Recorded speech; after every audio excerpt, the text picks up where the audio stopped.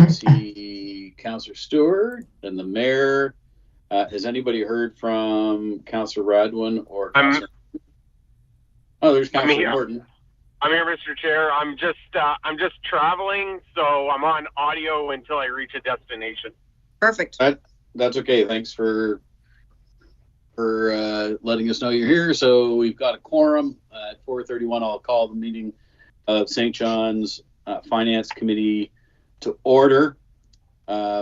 First bit of business is to approve the minutes of November 18th. Can I have a motion to approve minutes? Thank you, Your Worship. Seconded by Councillor Stewart. All in favor signify by saying aye or raising your hand. Aye. Aye. Contrary minded. Carried. Item 3 is an approval of the agenda. I don't know how we number. We're going to sneak one little bit extra item in just before 6.1, so I don't know if we call it 6.0. But we will just an update on the heavy industrial assessments. Kevin's got a couple of brief things to share with us. So I'll move approval with the addition of that. Thank you. Seconder. Thanks, Councillor Stewart. All in favor signify by aye, raising your hand. Aye. Contrary minded and carried. Item number 4 is disclosures of conflict of interest, if there are any. Don't see any, so we'll move on. Nothing on the consent agenda, which brings us to business matters, item 6, and we'll go to 6.0, and that's the brief industrial assessment update from CFO Fudge. Kevin, over to you.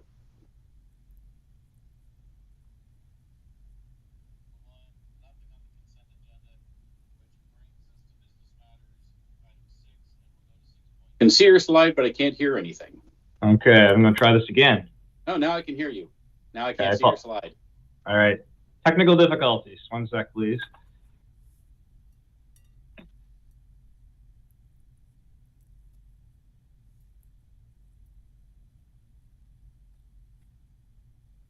How's that?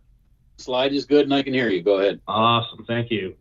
Good afternoon, Chairman Sullivan, Finance Committee. I did ask the chair if I could have a few minutes of your time to correct the record on some information I presented during our last meeting, a budget presentation, as it relates to fair taxation and an update on the city's request that through fiscal reform, the province transfer back to municipalities the property tax it collects on the heavy industrial base. At the time of the presentation, the information I was presenting was based on the overall heavy industrial assessment base received by local government, or from local government, sorry. So you can see on the slide, it was a very rudimentary calculation I did. We received assessment base information on heavy industry of $536 million and change. Applied the tax rate, the provincial tax rate of $1.85 to that figure, and that's how I estimated $9.9 million as the figure. Subsequent to that meeting, I did obtain the detailed property assessments from our GIS folks, and I did have the opportunity to review the heavy industrial assessment base in detail with respect to the actual individual properties. And I did see from reviewing that there's a number of properties that are exempt in that $536 million figure. There are a number of properties that are exempt from paying provincial property taxes, even though these same properties do pay municipal property taxes. So some of these, I won't go into the details, but some of these exemptions go back as far as the early 80s, and they are set forth in property tax legislation and regulation. I wasn't able to find any information as to whether the goals for which these exemptions were put in place originally are reviewed regularly, what the criteria are, or to ascertain whether they are still necessary today to address the goals that was set at the time when the exemptions were put in place. But I was able to identify there are some properties that are exempt. So notwithstanding tax law, when I looked at the properties that were exempt for paying provincial property taxes, I was able to confirm that the LNG terminal, property associated with crude oil tanks and pipelines, as well as potash terminal property that's within the heavy industrial base, are exempt from paying provincial property taxes. And those properties have a combined assessment of approximately $159 million. So when taking this $159 million of assessment into consideration, our revised estimate for the taxes collected by the province on heavy industrial properties in St. John is really approximately around $7 million rather than the $9.9 million I presented last month on the previous slide, directly attributed to the exempted properties within the legislation. So that would be the amount we'd be asking the province to transfer back to the City of St. John if they were to approve that through fiscal reform, would be approximately $7 million. So with that correction, I also wanted to provide correct the record on this slide, an update on the fair tax analysis I presented last month, where we compared the residential tax burden over the last 4 years, the amount of tax the non-residential and the heavy industrial classes foregone or didn't pay due to a 33-cent tax rate reduction put in place by the province. That benefit is obviously reduced now, of course, by the properties that identify that are exempt for provincial taxes, including the heavy industrial properties I mentioned a few minutes ago. As well, there are some other properties within the non-residential assessment that are also exempt for provincial property taxes. Some of those properties include port properties, railway, right-of-way, infrastructure, cargo, airport properties.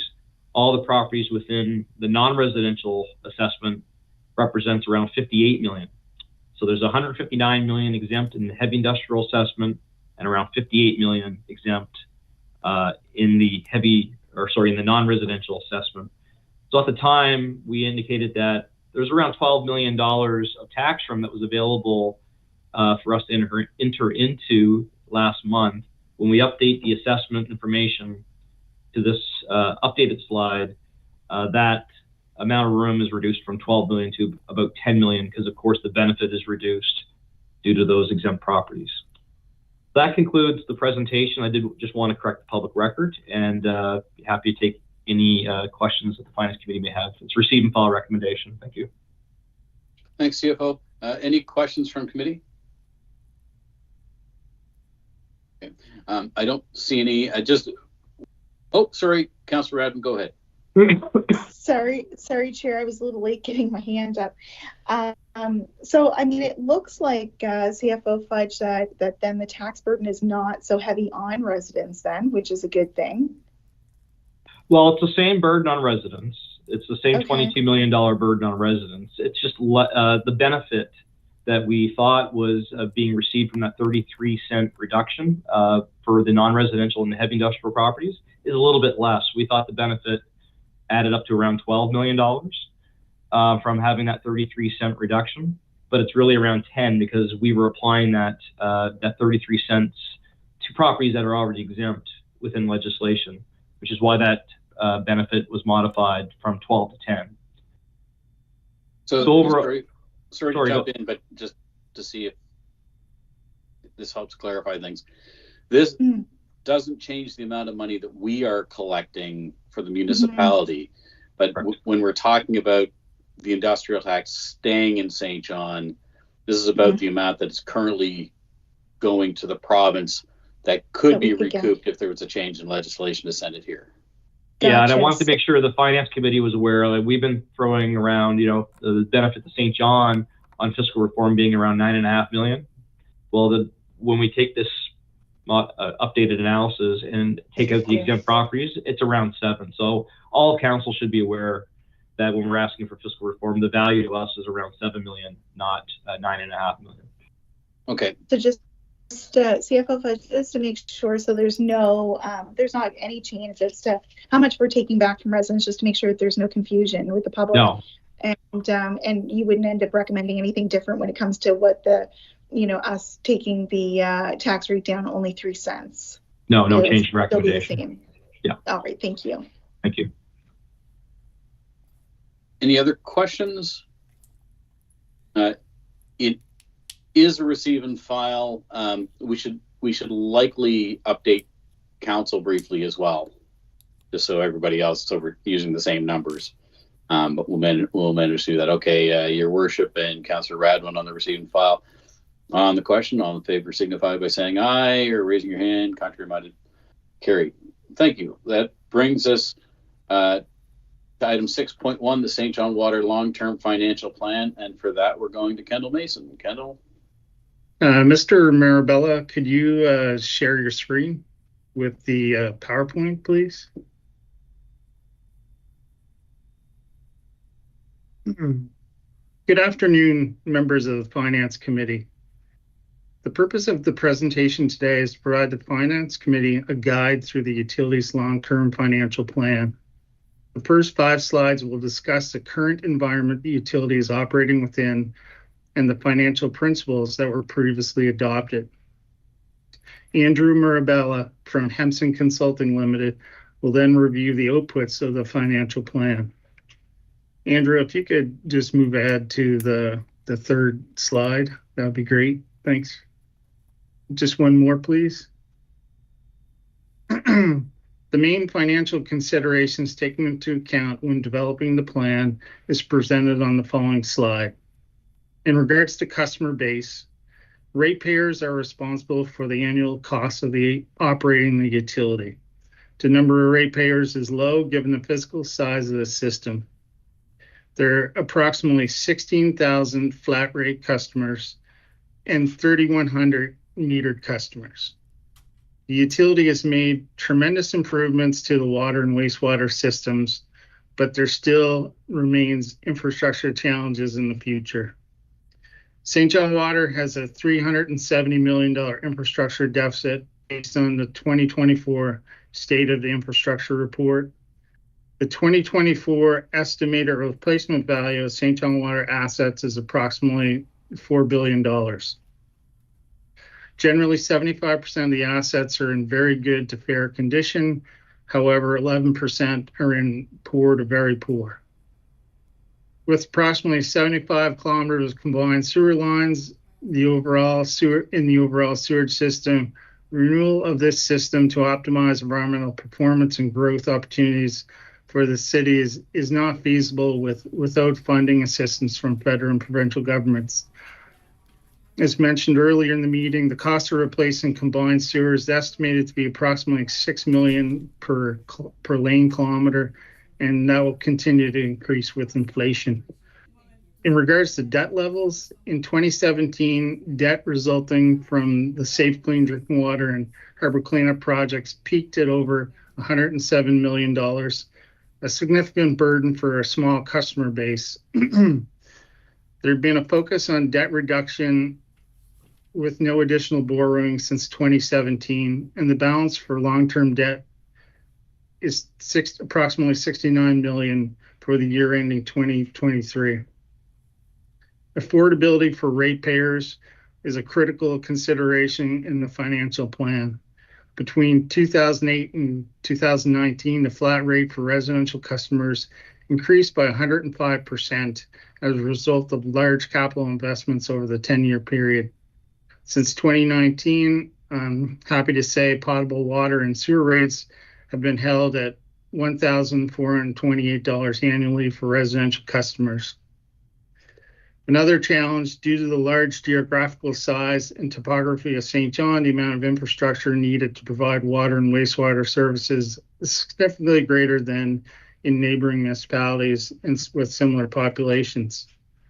I'll give you a few examples of our infrastructure size. We have 72 wastewater lift stations, which is not comparable in any other city east of Montreal, 3 large wastewater treatment facilities, approximately 400 kilometers of sewer mains, 10 water storage tanks, 14 water pumping stations, approximately 500 kilometers of water mains, and 2 water treatment facilities. The water utility has a 30-year operating contract for the water treatment facility, which includes fixed and variable costs the utility is required to pay the P3 operator. These are known costs the utility can plan for in financial plans and operating budgets. The utility has established operating and capital reserves for potable water and industrial water infrastructure under the guidance of the Finance Department. In regards to opportunities for the utility, additional pension payments end in 2028, so this could be an opportunity for additional funds to be directed towards infrastructure needs or other priorities.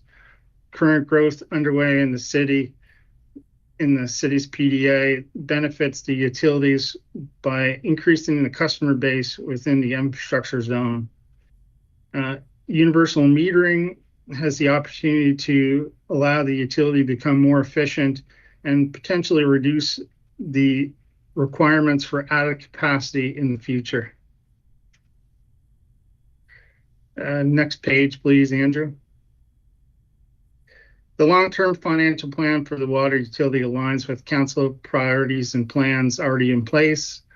For example, the 10-year strategic plan, the environmental green initiatives, growth or economic and population growth within the PDA, climate adaptation plan, and it aligns well with the general fund long-term financial plan.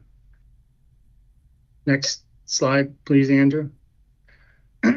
So the financial principles that are approved for St. John Water is sustainability. So from a financial perspective, sustainability for a utility is it provides affordable, reliable, and consistent levels of service over the long term. Utility can absorb financial shocks caused by economic or natural adversities without external financial assistance from other levels of government, is able to pay for services, full cost operating, as well as capital from its own sources of revenue. Increasing flexibility is having the ability to cover expenditures while still having funds available for reserves. Reducing your vulnerability as a utility is having appropriate reserves to mitigate financial risk and infrastructure risk for ratepayers. In terms of environmental responsibility, the actions and plans of the financial plans of the utility ensure protection of the environment and its natural resources. I'll now turn the presentation over to Andrew Mirabella from Hempson Consulting, who will review the inputs and outputs of the financial plan. Thanks, Kendall. Good afternoon, everyone. So just to kind of piggyback a little bit on the remarks in the opening statements here, just to go over some of the policy considerations, kind of help frame the way we've structured the kind of technical side of the modeling. Kind of the first kind of direction here is being about maintaining the affordability of the rates to residents, and part of what the long range plan here illustrates is one being kind of to maintain the momentum of no utility rate increase, at least for the immediate period here for 2025. And then starting from that, some minor increases to the rates at 1% per annum in 26 and 27, and then moving to kind of a more targeted CPI adjustment of 2% per year starting in 2028 over the forecast period. And that helps with the kind of really the second pillar here, maintaining the fiscal stability of St. John Water, with a bit of a focus on a continued debt reduction focus, at least for the interim period. And then as that debt starts to come offline, maintaining a debt payment target of 10% of the operating budget. We don't want to put a lot of money into a reserve fund, particularly just to hold it there. So there's kind of the idea here to maintain kind of a limited reserve fund, but really only to address some unforeseen expenses. So within the forecast period, any contribution is a contribution directly to capital. And we're really looking to maintain a kind of what we call a minimum reserve fund balance of 1 month's operating expenses, where any of the existing funds or funds that come in are effectively diverted and directed to your capital to manage that infrastructure deficit that Kendall just briefly spoke about. Which kind of dovetails into the third kind of policy consideration here is really the utility to address our critical infrastructure needs. And we'll talk about it in the coming slides here, but there's certainly an emphasis here to increase our capital from operating that pay-as-you-go spending to address those infrastructure requirements and the backlog, and particularly those assets that are identified to be in critical condition. Any additional revenues, which the city has been fortunate enough now to get from some of the additional industrial flows that came onto the potable system, which are helping to kind of propel some of the capital spending. That'll be all directed to capital. And then the fourth element here is just the continued emphasis on promoting growth in the city. Certainly the support of new development opportunities creates some of those economies of scale to distribute the cost to more users of the system. So we created a scenario in terms of the model that looks at a higher end growth projection in line with your strategic plan, and certainly additional growth kind of helps to bring down the cost and helps allow the city to kind of put more funds to address those capital needs, which we'll talk about. So in terms of the kind of the one key output here in terms of the rate trajectory here is, as indicated, kind of holding the line on the utility rates on a typical household for 2025, which then looks at increasing at 1% in 26 and then a further 1% in 2027, and then starting at kind of moving to a kind of a targeted 2% per year inflation adjustment beyond that planning period over and through to 2034 on a go-forward basis. So just to kind of put up a bit of an understanding of our current conditions, the city has a pretty extensive infrastructure and assets that are required to deliver your water and your wastewater services. The value of the infrastructure is at about $4 billion, most of which, about 70%, is in good to very good condition. However, there are assets, about 11%, between kind of in that poor to very poor condition category.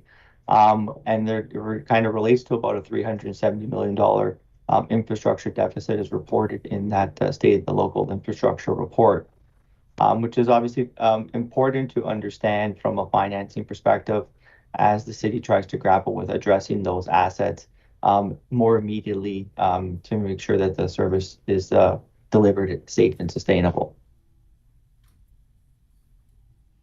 So when we think about our approach in terms of our modeling, we kind of think about full cost recovery in kind of a three-pronged element here. The first one being our recovery of our operating costs, which is based on the projections are on the 2024 budget. We've adjusted them to account for the effects of inflation going forward.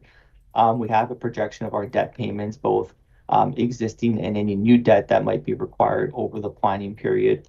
When we think about the potable rates that we're looking at, only the potable debt is considered in the calculations, with adjustments for the industrial debt that's being paid for specifically for those benefiting users. And there are some opportunities here with the pension expenses coming offline in 2028. Those create some capacity within your budget framework to offset some of the cost increases and divert, again, some of that available capacity to funding your capital program. Then we have our full recovery of our capital needs. So any of our capital from current, so our contributions from operating to capital have been included and embedded within our forecast over the planning period. And then we have our ability and our contributions to reserve for future asset replacement, which kind of works in tandem with our capital needs. And that bullet point 2, the SOTI report estimates a $35 million in 2024 capital investment need for the potable system. Recognizing the city is not at that level to date, the intention is that we try and move towards a more sustainable level over the planning period with the consideration of those elements that we talked about before, primarily the affordability of residents. If we were to move to the recommendations of the State of the Infrastructure Report, it would create a much more significant rate increase in the short term. That would be potentially unpalatable from a delivery standpoint. So when we think about the growth assumption and the growth in the planning period in terms of our existing system, there's about 15,700 kind of billable water users in the city, further 3,300 ICI and multi-unit metered accounts, with the lion's share of that, 2/3 are kind of less than 1 inch. We have current flows in the city with additional kind of new kind of consumption, or about 2 million per cubic meters in potable consumption, increasing from the industrial flows that are going to be coming online, which is going to help with the revenue side of the analysis, at least in the short term, which we've assumed for at least a 5-year period to which it's known to that user will be online. That growth and that assumption is kind of put into two scenarios here. Our base case scenario, which a more limited or conservative growth estimate over the next 10 years, more traditional, in line with some of your historical trends in terms of new connections per year. But then we've also created an alternative growth scenario, which is more in line with your strategic plan and has a kind of a upwards around 350 to 400 units connections per year in the planning period that we're looking at. So a more robust growth scenario, and we wanted to test that to really show the indication here that if the city is successful in attracting growth and new users come online, we can fast track our ability to pay for that infrastructure deficit that we're seeing and tackle those capital needs that we're talking about. So just in terms of the base scenario, in terms of our net rate funding requirement, and this is a bit of a kind of complicated slide, and I'll go through just at a high level here. Obviously, anything that's kind of above zero is what we call as our cost. We have our general operating costs, our debt payments, we have our capital spending needs, and we have our contributions to reserve. And then anything below zero is called a revenue that's going to be coming in to offset either the capital expenditures or just general system costs. We have our non-rate revenues. We have contributions from reserve, as well as some debenture financing coming in to help offset the program over the planning period. And then the smooth line that we have, the green line, kind of tracks what we call the net rate funding need, which is the amount of money that the utility would need to collect in order to recover system costs. And we see it kind of taking a bit of an increase in 24, and then kind of increase and then kind of falling off a little bit in 2029 and 2030, as we have an increase in revenues during the period in which we have additional industrial flows, and which is resulting in the ability to increase our capital spend in those years. And we do see a couple other trends in here, in which our gold bar is our debt. It does decrease over the planning period, and we kind of maintain a much more modest debt load over that period. And we have our pink bars as our capital, as we try to direct our revenues to our capital program or capital projects over the period in order to reduce that infrastructure deficit. The total capital investment that we are required to 2034 is about $488 million. And what the model shows under the base growth scenario is a capital investment that's being funded is about $145.7 million. So it's assumed that the city is going to be prioritizing our capital investments, and where we're generating the money and spending the money is going to be on those high risk assets based on that 2024 SOTI report. And even with those investments in those high risk assets, there's still an unfunded share of those high risk assets in that planning period of about $54 million. And then in addition to that, there's a further unfunded share of about $288 million for the remaining assets. But the city's main goal will be trying to address at least your high and extreme risk assets in the kind of short to medium term period here. Just in terms of some of the outlooks in terms of our reserve funds, as I mentioned, we're kind of modeled it out so that the reserves kind of stay at a fairly low or stable position, enough to kind of manage a minimum 1 month balance of our operating expenditures. So within the early part of the years, we'll look to kind of utilize our reserves and direct them towards capital and not really replenish them to the same rate, where we'll be looking to divert any funds that are collected or any surpluses and put towards our capital program to manage the infrastructure that we have in that $4 billion valuation that we see. So our modeling exercise kind of shows that we kind of track with that minimum 1 month balance over the period through to 2034.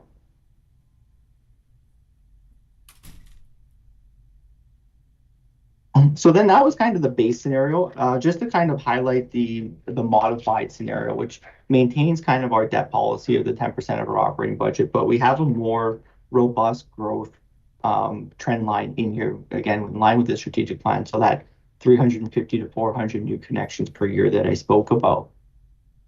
And all it does, what happens here is we see a bit of a different position here. It's a very similar graph, but the numbers are different, in which we're able to direct more money, and that pink bar is higher here, and more money is going to capital than it would have been in the preceding base scenario. And I'll show you what that means on the previous slide.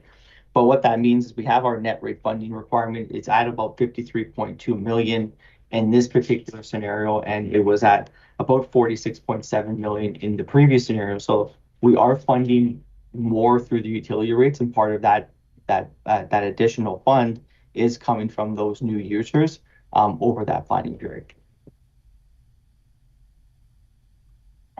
So this just kind of looks at the same capital investment graph that we showed, but it's a little bit of a different take. In this instance, we have about a capital investment of about 180.5 million. So further funds are being directed towards our capital requirements, and we see that remaining unfunded share of our extreme risk assets kind of getting a lot closer to nil. There's still obviously a gap there, about 19.5 million, but it's a much smaller share of what's remaining of that high risk assets from what it was under the base scenario. So recognizing that if growth comes in, or we're able to successfully attract some additional investment and additional new users, it'll help kind of bridge that gap, even with the same rate increases that we were showing before of the 1% and the 2% on a go-forward basis.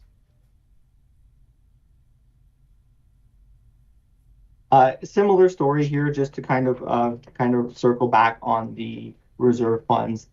Even under the high growth scenario, it is about maintaining stable and consistent reserve funds, enough to manage your existing operations, enough to manage your kind of any unforeseen expenses. But any funds that do come in or surpluses that are realized, the city will try and aim to direct that money to capital to kind of reduce that backlog that exists in terms of your infrastructure deficit.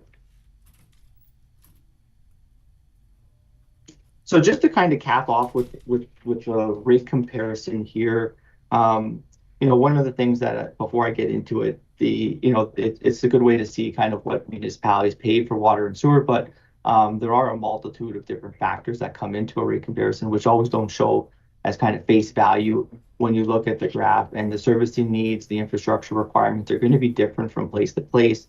And Kendall can probably spoke to some of them, but it probably even more about why St. John is quite different in terms of the amount of infrastructure that you have, and your number of lift stations and your treatment plant, which all kind of roll up into the cost of delivering the service in one municipality versus another. But the household bill rate comparison that we have here in St. John at $14.28 for a typical household would be kind of considered to be at the higher end of the spectrum when we look at other neighboring jurisdictions such as Moncton, down through to Fredericton and Riverview. One of the things that I do note here is some of the municipalities are on a variable rate structure, meaning that they're metered. So those rates would change relative to their volume or the amount of water that they use in any given year, where in St. John at the current state, that number would be fixed irrespective of the volume of water used. And it'll come into play here as I start to move through kind of 2 or 3 different kind of household consumption patterns and how those bills change. But on a 200 cubic meter per household basis, St. John is at the top end of the spectrum. If we look at a household that's at 272 cubic meters a year, which is kind of what the New Brunswick industry standard claim is, we see that the Moncton bill and the other ones start to creep up on the city of St. John in terms of their kind of that gap starts to close between where the city sits relative to some other communities. And then if we have a kind of a more medium to higher end household at 350 cubic meters a year, we see that the city of Moncton kind of leapfrogs St. John in terms of what a typical bill would be, because as a user in that city, they're using more water, they're going to be paying more for that particular service as the volumetric rate starts to kind of take over in terms of their total payable bill. So just to put that into some context here, in terms of the rates in the city versus some relative to some other communities. With that, I will then maybe pass it back to Kendall just to kind of cap off with some conclusions to this. So the plan does consider the introduction of what is called a lifeline rate as part of the introduction of universal metering in the future. What this is establishment of a minimum amount of water usage every month that is priced at a certain level that would be more affordable for challenged households. Usage above that minimum amount of water would be priced at a rate that is tied to the utility's cost of providing the water service. So typically the rates are always based on the cost of providing the water service, but in this case there would be one level that would be at a more affordable price for challenged households. And then basically what this would be is provide a rate that ensures the basic water needs are discounted from that next level. And so if you could just move one more slide, Andrew. So the recommendation here tonight is it's recommended that the Finance Committee receive and file the utilities long-term financial plan. And if there's any questions or feedback, we'd love to hear all of them. Thanks, team.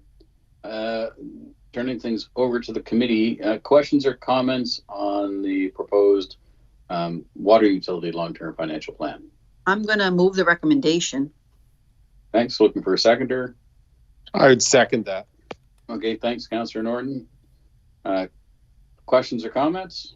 I just wanted to say briefly that I really like the plan, and I like the idea of the minimum water at a reduced rate of charge going forward if we're going to have the meters. So I think that's a great idea too. So I find it's a thoughtful process for us as we try to make that shift going into the future. So I'm really happy with it. Thank you. Thanks, Your Worship. Councillor Radwin, over to you.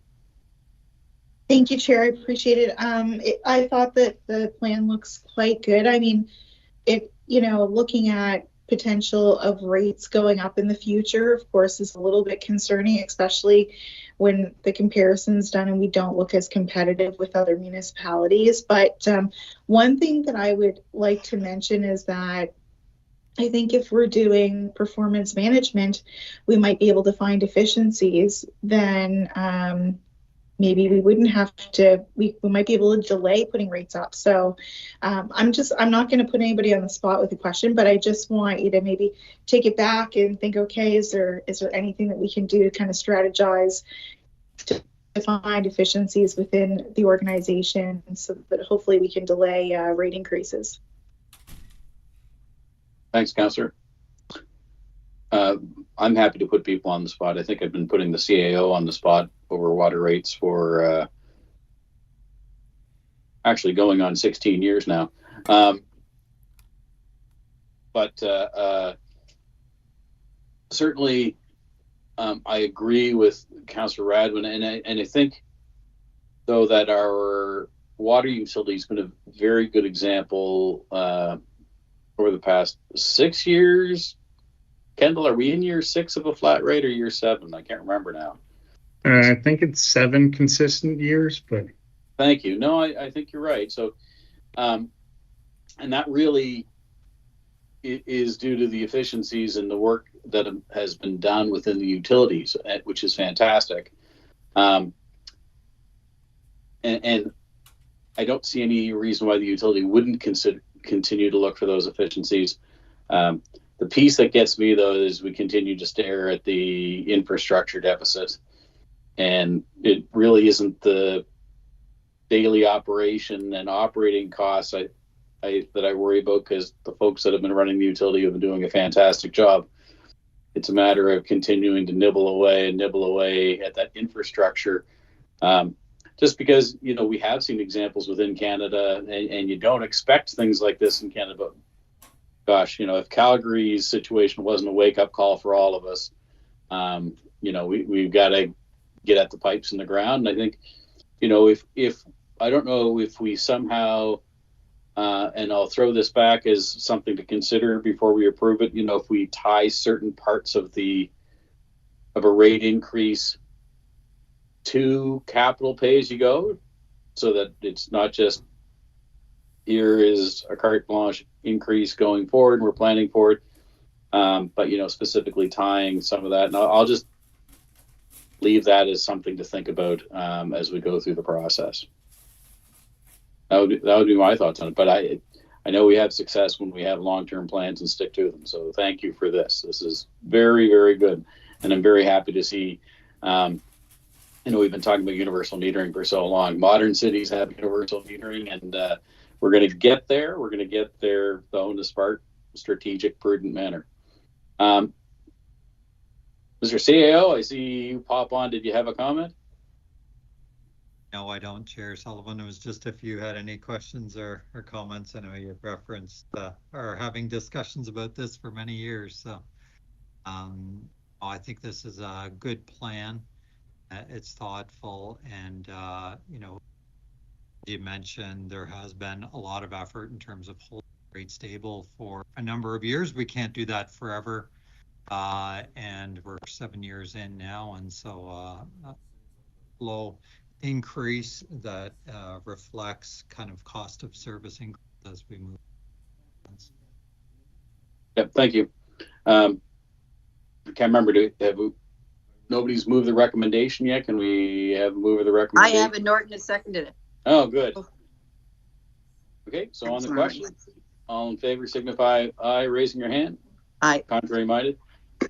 And carried. Thanks very much for that plan. So do we know when that's going to come back for an adoption and referral to council?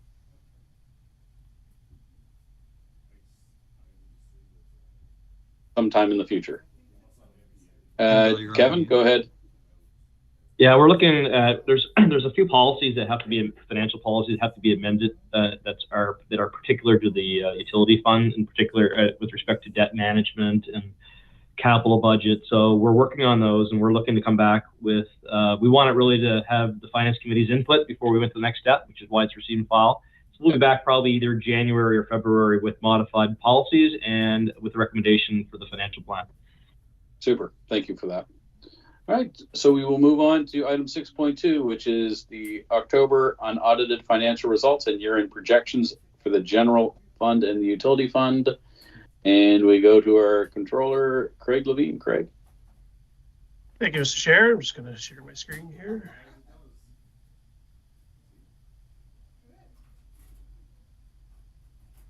See everything out, Mr. Chair? See everything okay? Got it.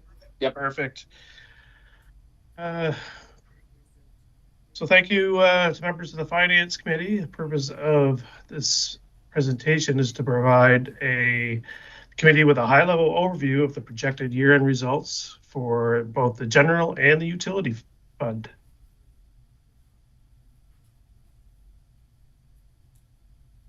So here's just a quick snapshot of our year-end results for the general fund, and you can see from this slide we're estimating a $1.1 million surplus.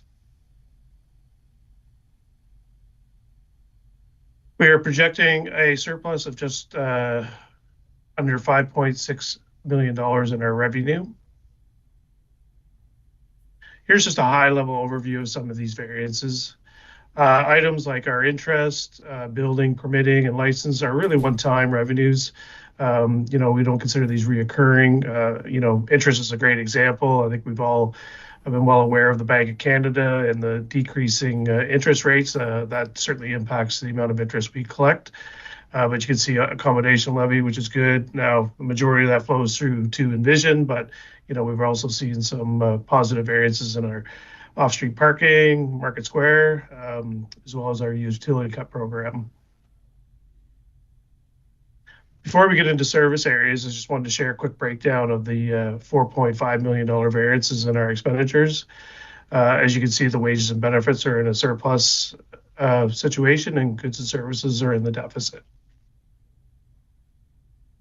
And here's our growth in community services at just over $73,000 surplus projected for year end.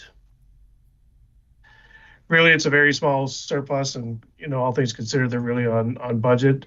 But highlighting just a few, we do have a favorable variance in our dangerous buildings, and that's really due to less demolitions this year.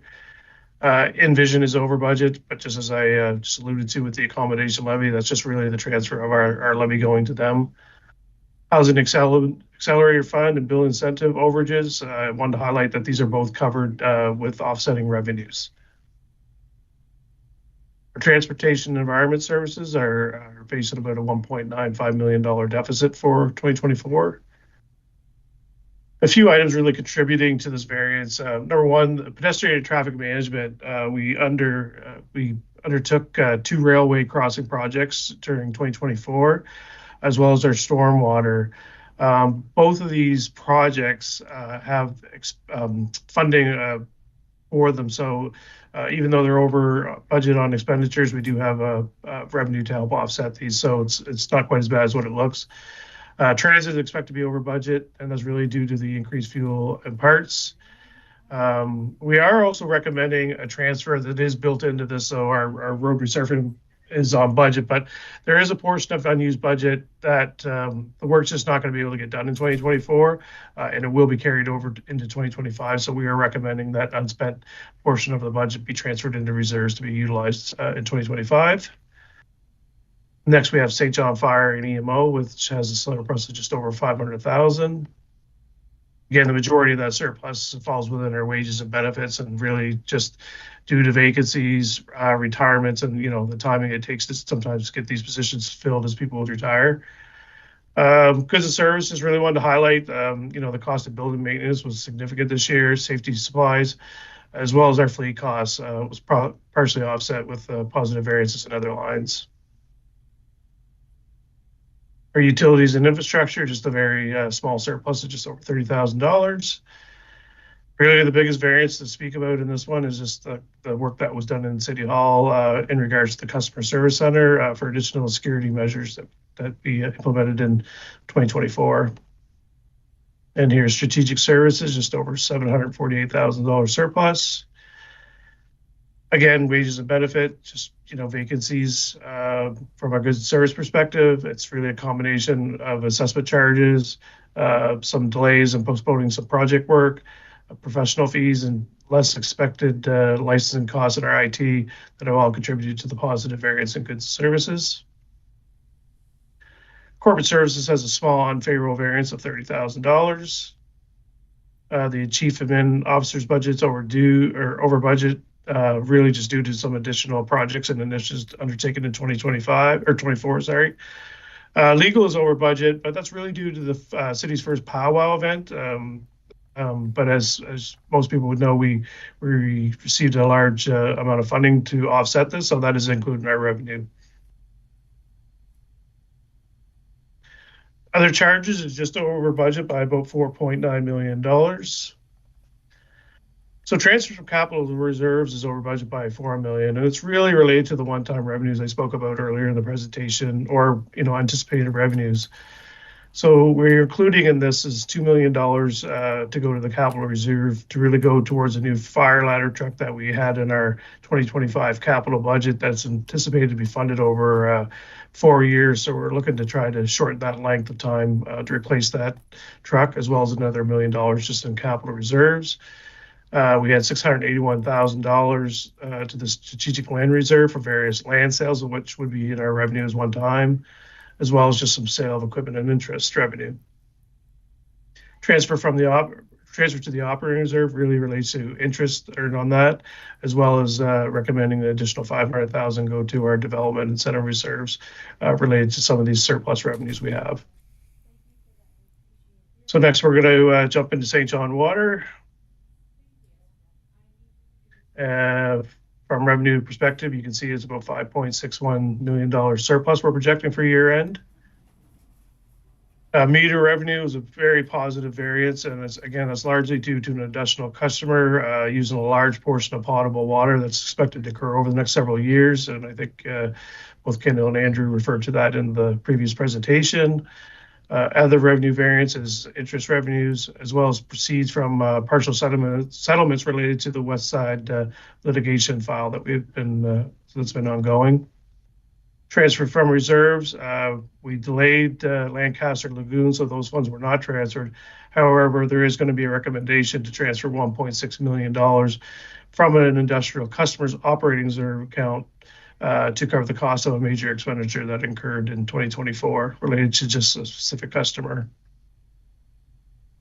Here's a breakdown of the expenditures. We're at just over $5.4 million with an overall surplus of $204,000. But I did want to highlight that we do break that down into the two separate classes, one being the potable, which will end up with a surplus of $485,000.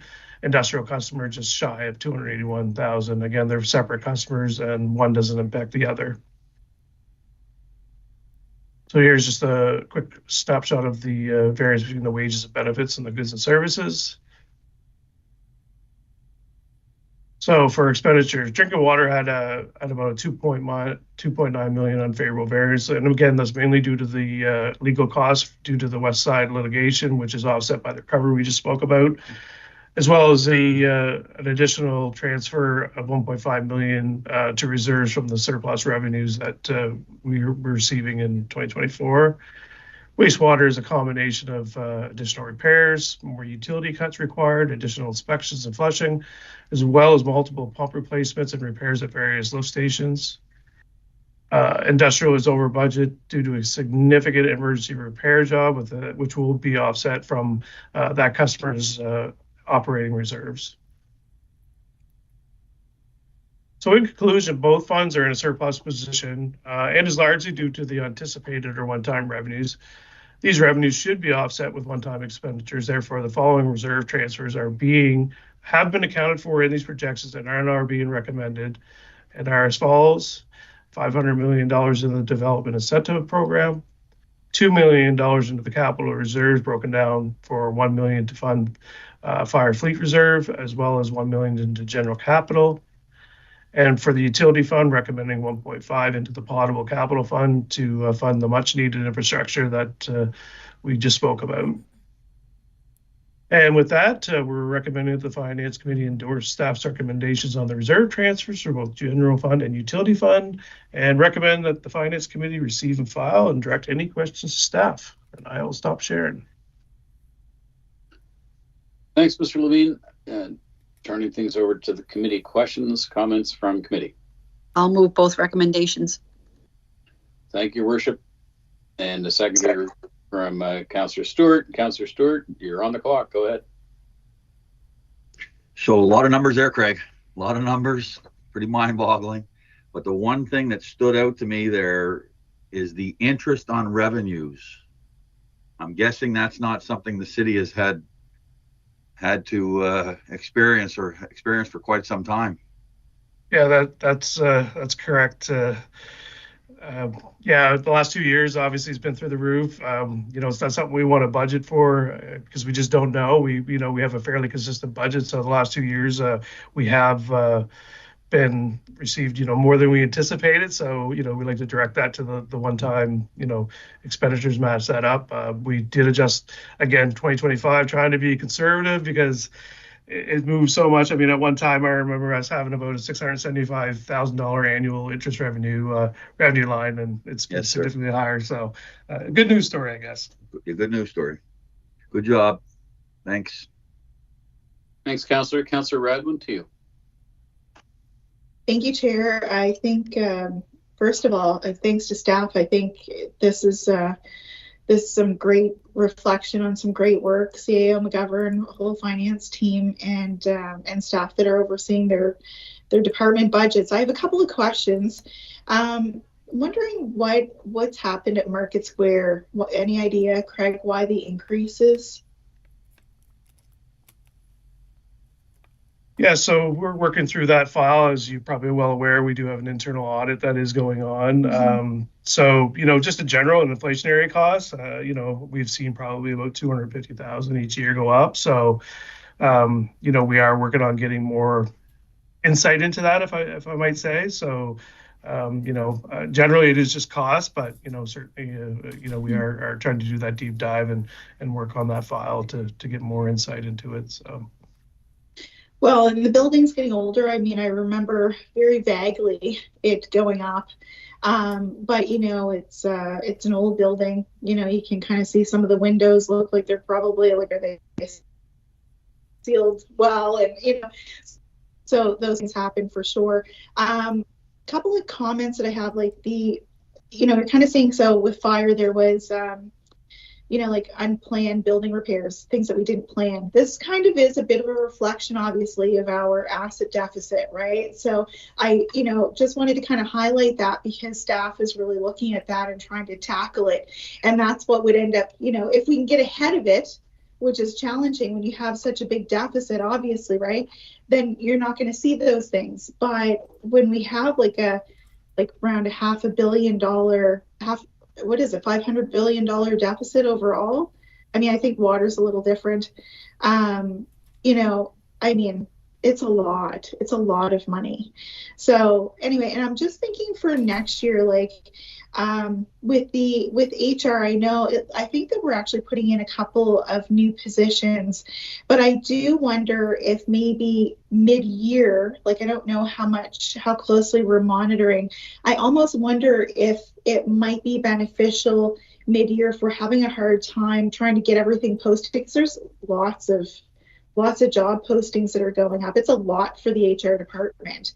Maybe we might consider a temp job. But I just wanted to throw that out there. Obviously, it's going to be there in the operational budget if it's going to be a permanent position. Maybe we can. The other thing is, it's good to see all this money going into reserves. And with having some money putting it into operating reserves, I just wanted to kind of throw it out there, CAO, to think about. I do wonder if trying a temp job for a position for just grant writing, if we're having a hard time to get grants in on time, if we're missing any, I don't know if we are, but I just wanted to kind of throw out food for thought for you today, that maybe we try a temp job for grant writing to see if it'll more than pay for itself. Food for thought. I don't know if you have any thoughts on it, but I know I've kind of mentioned it to Mr. Yamin before, but CAO? Thank you, Chair. In terms of human resources, we are actually looking to use an outside agency to assist in the large recruitment 2025. So that's something in the works. Our Commissioner of Human Resources has been planning on because of our large uptake of seasonal positions. And then as it relates to grant writing, we do apply to essentially all the grants that come to us. We find a way within our existing resource capacity to ensure that we get all those applications in. So we don't see the need at this point in time, but we continue to monitor that should the need arise. Well, that's great. Thanks for that, Brent. I appreciate it. I mean, if you're finding that maybe it is taking staff away from other things that are a priority for you, then maybe you consider it. But no, that's great if you think that that's being managed well. I appreciate the feedback. Thank you. I think you've done a great job. Obviously, look at all the money going into reserves. Thanks. Any other questions or comments from committee? I don't see any. Okay, I'll just tag on. Very pleased to see the opportunity to distribute some money to things that have popped up this year, to reserves, to look at opportunities to attack future expenses. The fire truck, for example, we know that's very expensive. If there's an opportunity to pay for a little more now while we have some cash. But, really, and touch wood, I think this opportunity that we have had the last couple of years, partly fortuitous thanks to interest rates and some extra revenue, but I think it also speaks to a culture shift within the organization following our long-term financial plan and our budget policies where looking after and being responsible for the funds isn't just the responsibility of the finance department. A bit of a shout out across the organization to all of our departments who are looking after these funds, because that's what's really at the end of the year allowing us to do some extra things and stay responsible for the public's dollar. So thanks for the report. I'm very pleased that what we're doing with the potential surplus is very strategic in nature. We're also being conservative because it's not the end of the year. We still got a couple of months to go to make sure if anything else happens that we're ready to tackle that and finish the year responsibly. So thanks, finance team, and really a shout out across the organization for the work done. Those would be my comments on it. And on the recommendation, on the recommendation, Councillor Norton, Councillor Radwin, all in favor signify by saying aye or raising your hand. Contrary minded, aye. Carried. Takes us to item 6.3, also our controller, and that has to do with reserve transfers. Craig, over to you. Thank you, Mr. Chair. This one will be really quick. So we are required by provincial legislation to have all transfers in and out of our reserves to be approved by council before the end of every fiscal year. So we are seeking Finance Committee's approval tonight before we send this report to council. In your package is a summary of the reserve balances. Transfers in and out are included as Appendix A, as well as a more detailed information on the transfers as stated in the attached report.